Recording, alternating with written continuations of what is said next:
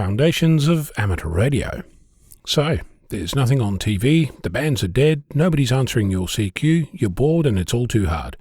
You've run out of things to try, there's only so many different ways to use the radio and it's all too much. I mean, you've only got CW, AM, SSB, FM, there's upper and lower sideband, then there's RTTY, the all too popular FT8, then there's Whisper, but then you run out of things, right? What about PSK31, SSTV, then there's Amtor, Hellschreiber, Clover, Olivia, Thor, MFSK, Contestia, the long-time favourites of Echolink and RLP, not to forget Fusion, DMR, D-Star, All-Star, Brandmeister, or APRS. So far I've mentioned about 20 modes, picked at random, some from the list of modes that the software FLDigi supports. Some of these don't even show up on the Signal Wiki, which has a list of about 70 amateur modes. With all the bands you have available, there's plenty of different things to play with, all the time.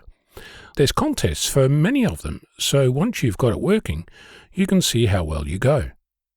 Over the past year I've been experimenting with a friend with various modes, some more successful than others. I'm mentioning this because it's not difficult to get started. Seriously, it's not. The most important part of this whole experiment is getting your computer to talk to your radio. If you have FT8 already working, you have all the hardware in place. To make the software work, you can't go past installing FLDigi. As a tool, it works a lot like what you're familiar with. You'll see a band scope, a list of frequencies, and a list of decodes.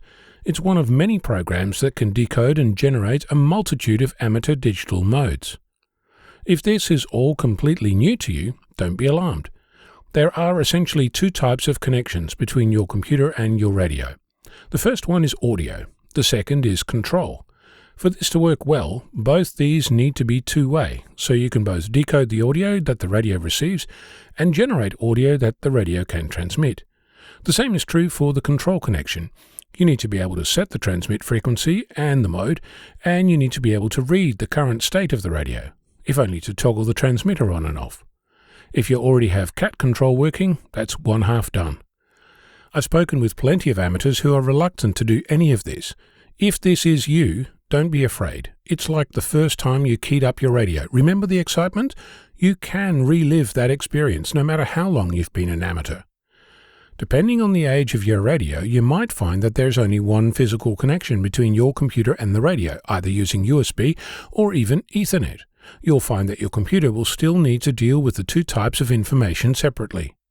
Notice that I've not talked about what kind of operating system you need to be running. I use and prefer Linux, but you can do this on any operating system, even using a mobile phone, if that takes your fancy.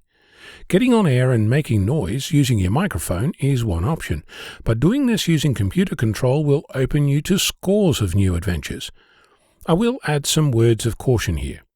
In general, especially using digital modes, less is more. If you drive the audio too high, you'll splatter all over the place and nobody will hear you. Well, actually everyone will, but nobody will be able to talk to you because they won't be able to decode it. If the ALC on your radio is active, you're too loud. WSJTX, the tool for modes like FT8 and Whisper, has a really easy way of ensuring that your levels are right. So if you've not done anything yet, start there. Another issue is signal isolation. What I mean by that is you blowing up the computer because the RF travelled unexpectedly back up the serial or audio cable and caused all manner of grief. You can get all fancy with optical isolation, and at some point you should, but until then, dial the power down to QRP levels, 5 watts, and you'll be fine. A third issue that was likely covered during your licensing is the duty cycle. It's the amount of time that your radio is transmitting continuously as compared to receiving only. For some modes, like Whisper, for example, you'll be transmitting for a full 2 minutes at 100%, so you'll be working your radio hard. Even harder might unexpectedly be using FT8, which transmits in 15-second bursts every 15 seconds, so there may not be enough time for your radio to cool down.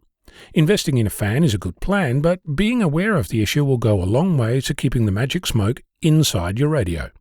I'm sure that you have plenty of questions after all that. You can ask your friends or drop me an email, cq@vk6flab.com, and I'll be happy to point you in the right direction. Next time there's nothing good on TV, get on air and make some digital noise. I'm Onno, Victor Kilo 6, Foxtrot Lima Alpha Bravo.